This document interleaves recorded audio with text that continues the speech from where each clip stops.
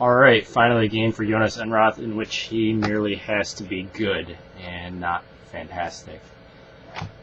And the Sabres are one win away, or a Carolina regulation loss away, from clinching the playoff spot. And that, to me, is amazing. After everything that has happened this year, after Miller being hurt twice, after Roy going down, after I think Connolly missing some time, after Gaustad missing some time, after Leopold going down, after Montador missing time, it is remarkable that we sit in this position right now. In 7th place, no less. Unbelievable. Yeah, there's Thomas Vanek showing up for his perennial single-handed destruction of the Tampa Bay Lightning. I wish I had said this more vocally and in a more public sense, but about a month ago when Stafford had, I don't know, a 3 or 4 goal lead on Vanek, something like that, I was like, well, whatever. Vanek's not going to lose the team goal lead. He'll score a bunch. And yeah, here we are. Season's not over yet, so Drew obviously could reclaim that title, but I think it's going to be Vanek, as it always seems to be and always has been. So great to see. Moving right along, I will get into my 3 stars, 3 black holes. First star is pretty obvious, Thomas Vanek.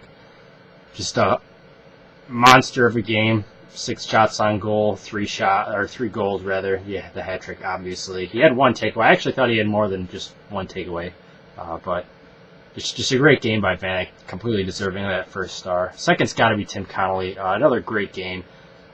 The 2 assists he had on Vanek goals were just hard work all the way, and it's great to see out of Connolly. It's great to see something out of Connolly that we think he has been missing for so long.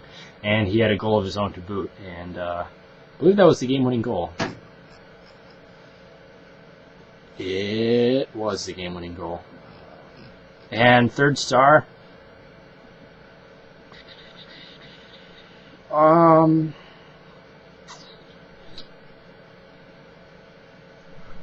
trying to think of what I saw and then what the stats tell me. I'm going to give it Mark Mancari and Steve Montador. Mancari had no points, but I thought this was one of his better efforts, especially being on the ice late in the game and killing off as much time as he did deep in the Tampa Bay end. Just a great effort by Mancari, and that's the kind of thing that's going to keep him in the NHL, however unlikely that may be at this point. And also Steve Montador had an assist, was +2. Logged a truckload of minutes, 22-41. Great bounce back for Montador after both being hurt and also, I think, playing a series of fairly pedestrian games. Definitely good to see from him. 3 black holes.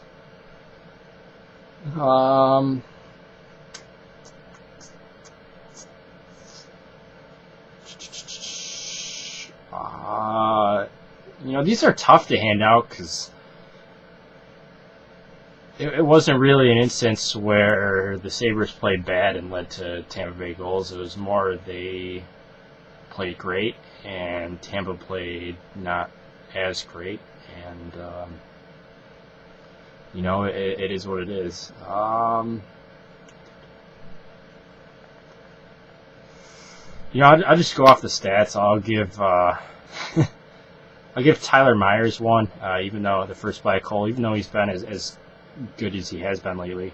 That was an awful sentence. Even though he's been great lately, I'll give Tyler Myers that first black hole. I think he was on the ice for both of Tampa's goals, but I'm not 100% sure on that. And I'll give Cody McCormick another 1. Also -1. Again, just going by the stats here, there really wasn't anybody that played bad in tonight's game, which makes my job tougher. And I'll give, I hate to do this because I love this guy, but I'll give Mike Weber the 3rd black hole. has been a little iffy lately. Didn't log a lot of minutes tonight. 12:20 tonight. Had that fight, which isn't necessarily a bad thing, but he had it when the Sabres had a 3-on-2 rush, and it's just I didn't like the timing of it. I don't know what was going on that led to the fight, but I thought it was real poor timing by Weber. So I'll give him that third black hole. And next up, Friday, 7:30 at home against Philadelphia. I will be in the building. I hope to be in the plaza before the game as well, but we will see how that works out. Should have my face painted, so that'll be awesome. Yeah, Carolina has Detroit at home tomorrow. They lose that game in regulation. They're done. Actually, I think if they lose it, period, they're done, actually. Because I think even if they lose in overtime, then they can tie the Sabres points-wise, and they would lose on tiebreakers. So I think any Carolina loss ends their chances. I'll just check on that real quick. That is correct. Any Carolina loss puts the Sabres in the playoffs. So that's a key game to watch. Since I'm here, let's take a look at Thursday's games. See if there's anything good going on then. Well, actually, we'll look at Wednesday first. New York Rangers not in action on Wednesday, nor are the Canadiens, who won tonight, so they're back above the Sabres by a point.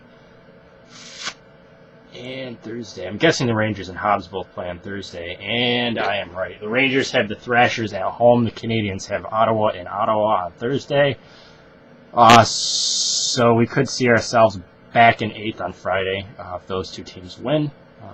Hopefully not, and hopefully we can pick up 2 more points, get that playoff spot, and hopefully solidify higher than an 8th seed. But I think in terms of the top 3 teams, you're damned one way or another, whoever you play. They're all good teams.